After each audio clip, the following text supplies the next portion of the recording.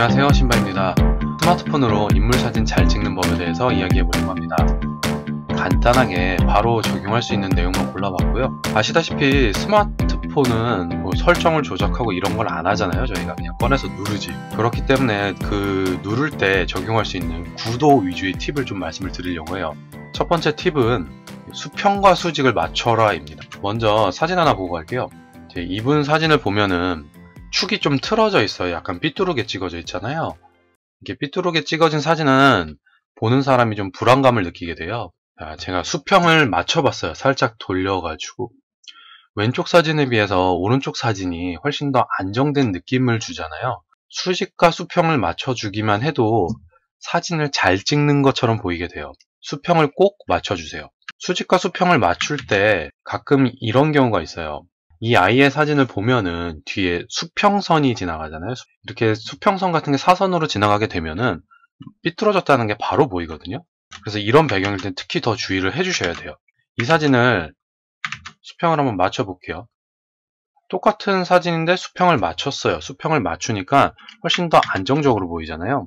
이 배경이 수평선, 지평선 지나갈 때는 특히 더 주의를 해주셔야 돼요. 두 번째로 시선 처리 관련해서 사진을 한번 보고 갈게요. 이 남자의 사진이에요. 인피니티 풀에 앉아있는 모습인데 이 사람의 시선을 한번 볼게요. 이 왼쪽을 보고 있죠. 이제 이쪽을 보고 있는데 여기서 화면이 딱 끊겨요. 이 사람이 뭘 보고 있는지 궁금하잖아요. 그래서 궁금증을 자아내게 하는데 이런 사진은 보통 좋지가 않아요. 이 사진을 반대쪽에서 한번 잘라볼게요. 같은 사진인데 시선 쪽에 공간을 줬어요. 이 사람이 보는 이쪽에 공간이 있잖아요. 한번 두 사진 비교해보세요. 왼쪽 사진은 답답함을 느끼게 될 거고요. 오른쪽 사진은 이렇구나. 뭔가 여유도 느껴지고 사진도 더 안정되고 이런 느낌을 주거든요. 그래서 사진을 찍으실 때는 그 사람이 시선을 바라보는 쪽은 빈 공간이 있을 수 있게 찍어주세요. 다른 예를 하나 보면은 이 어린 친구가 보고 있을 때 지금 이쪽을 보고 있잖아요. 근데 이쪽에 공간이 이렇게 있잖아요. 이렇게 시선 쪽에는 공간이 있을 수 있게 찍어주시면 좋습니다. 배경에 대한 얘기를 해볼게요. 뉴스 제가 편집하고 그랬을 때 제일 많이 들었던 얘기 중에 하나가 사람 목 자르지 말라라는 얘기예요. 이게 어떤 거냐면은 지평선이라든가 수평선 같은 게 이렇게 지나가잖아요. 근데 그것이 사람의 목을 딱 지나가요. 사람의 목을 딱 지나가면은 이 사진을 볼 때 본능적으로 답답함을 느끼게 돼요. 이 사진은 연출도 좋고요. 이 아이의 표정도 상당히 좋아요. 이제 그럼에도 불구하고 좀 답답한 느낌을 주는 게 목이 딱 잘렸기 때문에 그래요. 근데 사진을 찍다 보시면은 이 수평선이든 지평선이든 이런 선이 사람 몸 어딘가에는 지나가야 될 경우가 꼭 생겨요. 그러면은 목은 일단 제가 안 된다고 말씀을 드렸잖아요. 그럼 목은 아니면 어디다 둬야 될까? 머리 쪽에 둬도 똑같이 답답해요. 그래서 이 선이 지나갈 때는 이 얼굴 목 위쪽으로는 자르는 거는 다 좋지가 않고요. 이 아래쪽에 어딘가를 자르셔야 되는데 자르실 때 기준은 관절 부위만 안 잘리면 돼요. 허리 같은 데 잘리면 좀 불편한데 이런 상체에서 이제 적당히 자르면은 그렇게 거슬리지 않거든요. 그래서 자를 때는 얼굴 위 안 된다, 관절 부위 안 자른다 라는 것을 좀 기억을 해두시면 될 것 같아요. 사실은 이렇게 뒤에 배경에 아무것도 잘리는 게 없는 게 가장 보기 좋아요. 그래서 배경을 선택을 하셨을 때 좀 이 점을 고려하시면 될 것 같아요. 또 한 가지 잘못된 사진 예 하나 보고 갈게요. 또 하나 고려해야 될 점이 하나 있어요.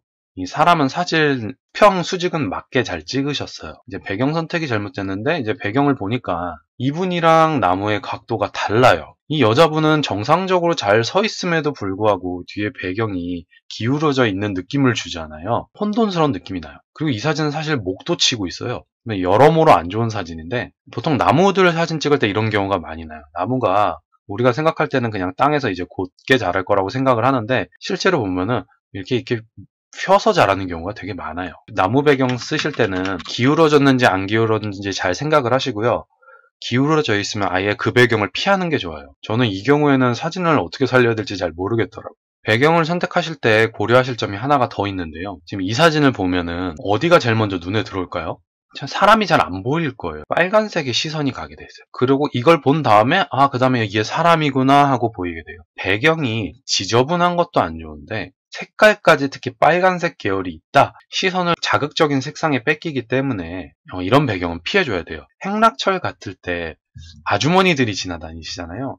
특히 한국 아주머니들은 빨강색, 노란색, 그 총천연색의 막 반짝반짝하는 뭐 그런 색깔의 옷들, 점퍼들을 입고서 산행 같은 걸 가세요. 그런 분들이 지나가면은 그분들의 옷 색깔에 먼저 시선이 가기 때문에 앞에 있는 사람들이 묻히게 돼요. 아주머니들 지나가시면은 지나가실 때까지 좀 기다렸다가 그럼 보내드린 다음에 그런 다음에 사진을 찍으시면 될 것 같아요.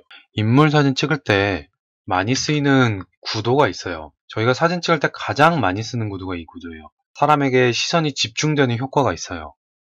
사진에선 3분할 구도라고 해서 화면을 3등분을 합니다. 가로 3등분, 세로 3등분. 이 점을 기준으로 해서 인물을 배치를 하는 겁니다. 가로로 놓을 땐 이렇게 놓고요.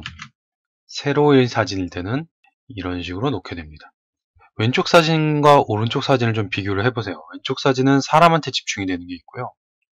3분할 구도의 가이드라인 쪽에 사람을 배치했을 때는 배경과 사람이 적절하게 조화를 이루는 것을 볼 수가 있어요. 사진을 찍으실 때 사람을 집중해서 찍을 거면은 중앙 집중, 그리고 배경과 함께 찍을 때는 이 3분할 구도를 같이 사용하시면 될 것 같아요.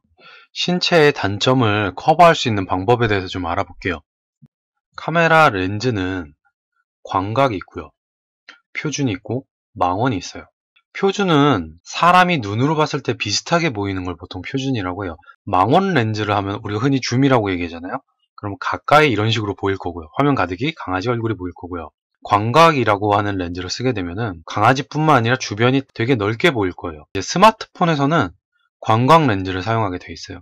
그 이유는 스마트폰 사진을 찍을 때 멀리서 안 찍잖아요. 기껏해야 사람이 팔을 뻗은 거리에서 찍기 때문에 내 얼굴만 가득히 나오면 부담스럽잖아요. 그런 이유 때문에 광각 렌즈를 기본으로 하고 있어요. 광각 렌즈를 사용하다 보면은 왜곡이 발생을 해요. 이 부분은 끝부분은 실물보다 조금 커져요. 이 가운데로 갈수록 축소가 되는 거죠. 점점 조그맣게 보여요. 그래서 사람을 여기에다 얼굴을 두고요. 여기다가 발을 이렇게 뒀다라고 생각을 해볼게요. 이쪽 발은 축소가 안 된 상태로 좀 크게 보일 거고요. 얼굴로 가면 갈수록 이런 식으로 줄어들게 될 거예요. 사진 찍을 때 가장 원하는 게 얼굴은 작게 나오고 다리는 길게 보이는 거잖아요. 이쪽 부분은 긴 것처럼 나오게 돼요. 얼굴은 작아지게 되니까 전반적인 비율이 좋아지는 효과가 나타나요. 다리를 스마트폰 제일 아래쪽에 놓고요. 그리고 얼굴을 한가운데 두게 될 경우에 다리가 길어지는 효과가 있어요. 그리고 키를 크게 하는 또 다른 테크닉은 카메라 찍는 위치예요. 지금 이 사람은 셀카봉을 들고 찍은 건데 셀카봉을 들고 찍으니까 카메라랑 머리랑 가깝잖아요. 얼굴이랑 가깝잖아요. 그래서 얼굴이 크게 나오고요. 발은 멀리 있으니까 작게 나오는 거예요. 그러면은 비율이 엄청 안 좋아 보이죠? 이분은 뭐야? 한 4등신, 5등신 밖에 안 나오잖아요. 그래서 이거를 피하고 싶으면은 아래쪽에서 좀 찍어주시는 느낌으로 찍어주시면 돼요. 아래쪽에서 찍으면은 발이 가깝죠. 그러니까 발이 크게 나오고 머리가 작게 나오죠. 멀리 있으니까.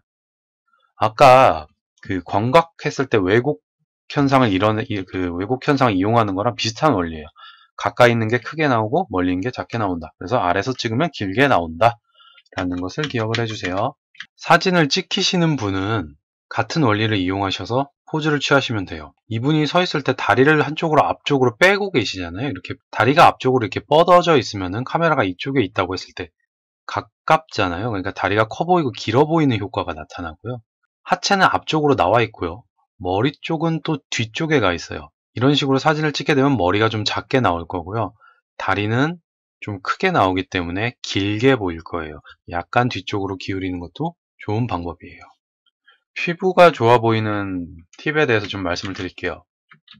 사실 피부가 좋은 팁에서 가장 중요한 거는 첫 번째는 이분의 이날 컨디션이에요. 이분이 뭐 전날 술 마시고 이러면 다음날 아무리 찍어도 잘 안 나와요. 이분 전날 푹 자야 되고요. 이분 컨디션이 기본적으로 좋을 때 찍어야 돼요. 사람 컨디션은 너무 아침에 일찍 일어나면은 좀 얼굴이 부어있어요. 얼굴이 부어있기 때문에 잘 안 되고 한 점심때쯤 돼야지 보통 붓기가 좀 빠지거든요. 그래서 점심때 이후에 좀 찍는 게 좋고요. 그리고 피부가 좋아 보이기 위해서는 좋은 시간대를 선택을 하셔야 돼요. 좋은 시간대 혹은 좋은 날씨. 낮에 만약에 구름이 껴있어서 햇볕이 잘 안 된다. 사실 그때가 찍기 정말 좋아요. 구름에 은은하게 빛이 내려와가지고 얼굴이 이렇게 하얗게 나올 수가 있거든요. 만약에 직사광선 너무 세게 얼굴에 딱 들어오면 얼굴에 막 그림자도 생기고 오히려 딱딱하게 보여요. 그래서 이런 은은한 빛이 좋고, 이 은은한 빛은 뭐 날씨가 맑은 날 같은 경우에는 해 뜨고 나서 뭐 한 30분 뒤 아니면 뭐 해지기 30분 전, 이때가 좀 빛이 은은해지는 시점이라서 그 시점을 활용해서 촬영하시는 것도 좋아요. 근데 이제 만약에 그게 안 된다, 그냥 난 지금 찍어야겠다 하는 경우도 있을 거 아니에요. 그럴 경우에는 사진 찍으실 때 화면으로 그 사람의 뭐 코나 눈 정도, 보통 눈 정도를 찍는 게 가장 좋아요. 눈을 찍으면은 이제 스마트폰이 자동으로 인식을 해요. 아, 여기 있는 것을 기준으로 해서, 여기 있는 사물을 기준으로 해서 밝기, 초점을 조절을 해야겠구나 라고 생각을 하면서 스마트폰이 알아서 세팅을 막 하게 돼요. 그래서 이것을 사람 눈에 맞춰 놓으면은 사람 눈에 초점을 맞추고, 그래서 눈이 또렷하게 보이는 효과가 있고, 그리고 여기 있는 밝기를 측정을 해요. 그래서 이 사람의 지금 이 눈 쪽 이 부분이 하얗게 좀 더 환하고 밝게 나올 수 있도록 스마트폰이 알아서 조정을 해주기 때문에 인물 사진 찍기 전에 얼굴에 한번 클릭 한번 해주시면은 좀 더 좋은 사진을 얻으실 수 있으실 거예요. 사진을 찍을 때 앞에서 말씀드린 여러 가지 요소를 지키는 것도 정말 중요하지만, 사실 찍히는 사람의 표정이 어떻고 자세가 어떤지 이런 게 더 중요해요. 그 사람이 어색해하면 안 된다는 거죠. 그래서 찍는 사람과 찍히는 사람이 이야기를 많이 하면서 좀 더 편안한 느낌을 가질 수 있게 해주고요. 포즈가 잘 안 잡힌다 이러면은 이런 소품들을 이용을 한번 해보세요. 손에 보통 커피 같은 거를 들게 하면은 사람들이 커피를 드는 거는 익숙하거든요. 그래서 긴장을 했어도 원래 하던 포즈가 자연스럽게 나오게 돼요. 그러면서 긴장이 풀어지기 때문에 소품을 이용하는 것도 한 가지 방법이 될 것 같아요. 오늘 준비한 내용은 여기까지고요. 내용이 좋으셨다면 구독과 좋아요 부탁드리겠습니다.